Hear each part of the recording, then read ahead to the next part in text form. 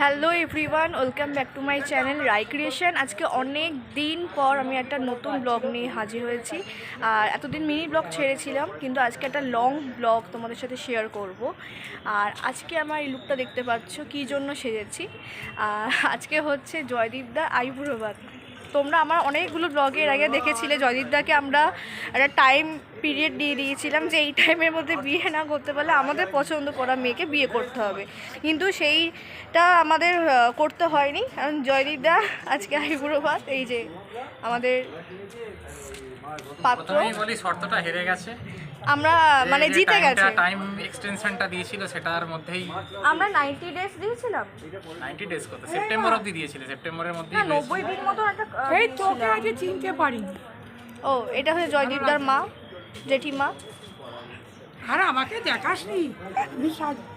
তো আমরা হল্লাপাটি জয়দীপদাকে 90 দিন একটা টাইম পিরিয়ড দিয়েছিলাম যে 90 দিনের মধ্যে তুমি যদি বিয়ে করতে পারো তো খুব ভালো। তার আগে সুখবর চলে এসেছিলো, মেয়ে ঠিক হয়ে গেছে। জয়দীপের আজকে আইবুড়ো ভাত। অবশেষে আমাদের এতদিনের একটা মানে কি বলে ওটাকে, মানে এতদিনের একটা প্রতীক্ষার অবসান হলো। তো উঠে দাঁড়াও, খাওয়া হয়ে গেছে আর উঠে দাঁড়াতে পারছি। প্রতীক্ষার অবসান। আমার আসতে আজকে লেট হয়ে গেছে আইবুড়ো ভাতে সাজতে গুজতে, ততই দাদার বিয়ে বলে কথা।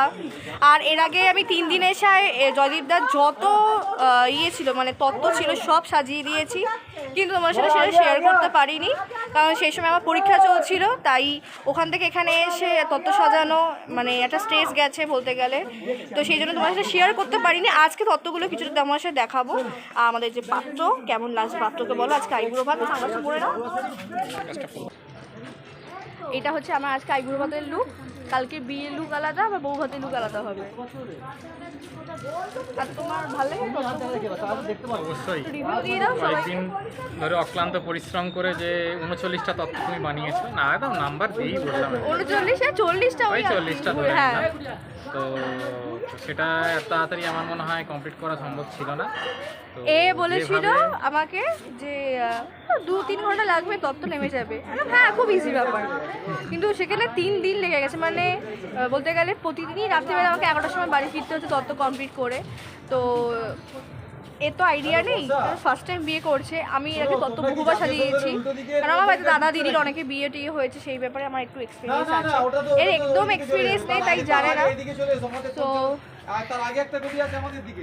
হ্যাঁ সবাই কথাবার্তা বলছে, সবাই বিয়ে নিয়ে ব্যস্ত।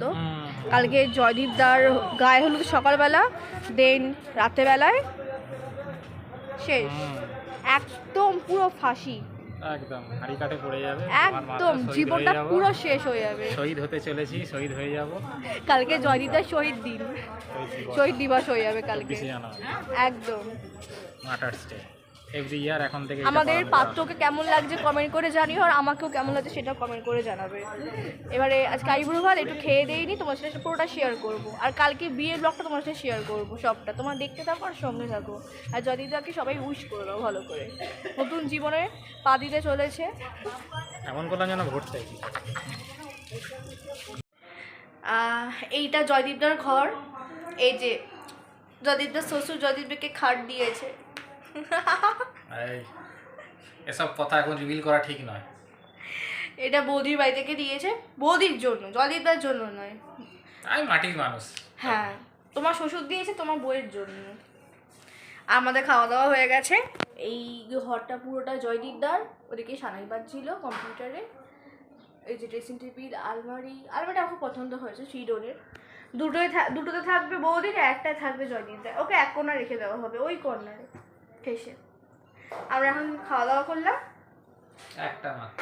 খেলাম ভাত, শুক্তো, ভেজ ডাল, ঝিরিঝিরি আলু ভাজা, আর কিছু আলু ফুলকপির তরকারি, চিংড়ি দিয়ে। আমি চিংড়ি ছাড়া মাছে পাবদা ছিল, হ্যাঁ মাছে কি কাটাপোনা ছিল, পাবদা ছিল, কাটাপোনা ছিল। তো আমি খাইনি কারণ আমি মাছ খাই না তাই। আর ছিল চাটনি, পাঁপড়, পায়েস, রসগোল্লা, আর লাস্টে পাস।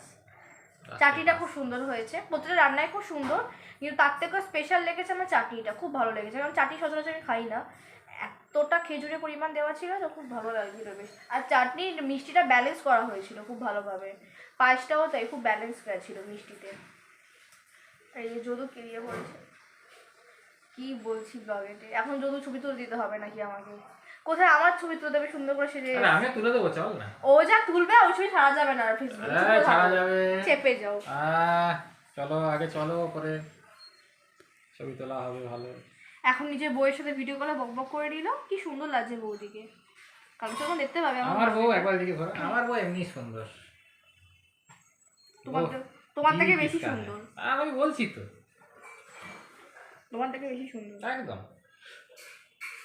সো তুমি কি এক্সাইটেড কালকে বিয়ে?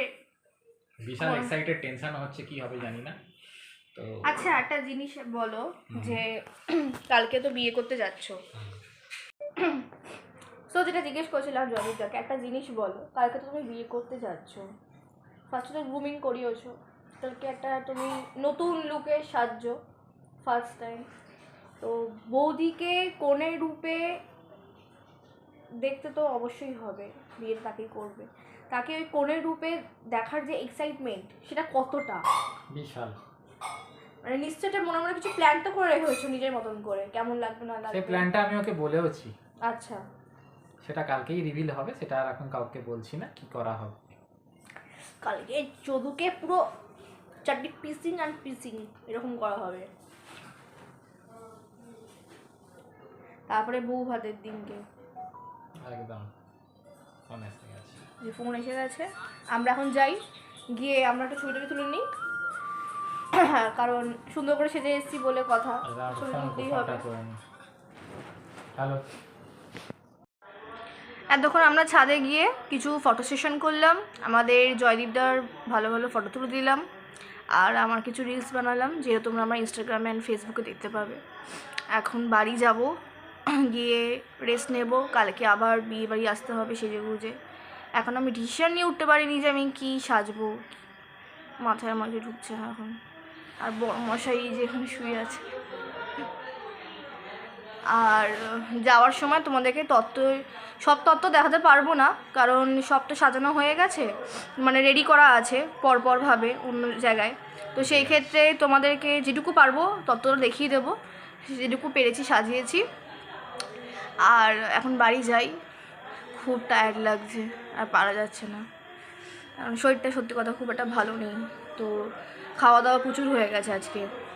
তারপরে হচ্ছে আমার বাড়ির ডিস্টেন্স আর জয়দীপদের বাড়ির ডিস্টেন্স অনেকটা, তো আসা যাওয়া এটা থাকে, তো কালকে বিয়ে প্রচুর মজা করতে হবে, আমরা বাসর রাতে প্রচুর মজা করবো, তাই তো জয়দীপদা? বাসর রাতে হবে মজা।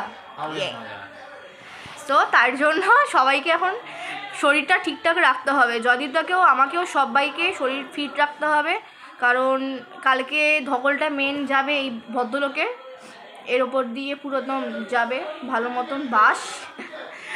তো চলো বেরোবো, তার আগে তোমাদেরকে ততগুলো একটু দেখিয়ে দিই কিছুটা। এই টেডি বিয়ারটা সাজিয়েছি, এই যে এই টেডি বিয়ারটা আমি সাজিয়েছি, আর এই সুন্দর ময়ূরটা যদি তুই আমার বউ হোস এরকম করে দেখ, ওই দেখো, হ্যাঁ একবার করে দেখা, হ্যাঁ একবার এরকম করে দেখা চলছে এখানে।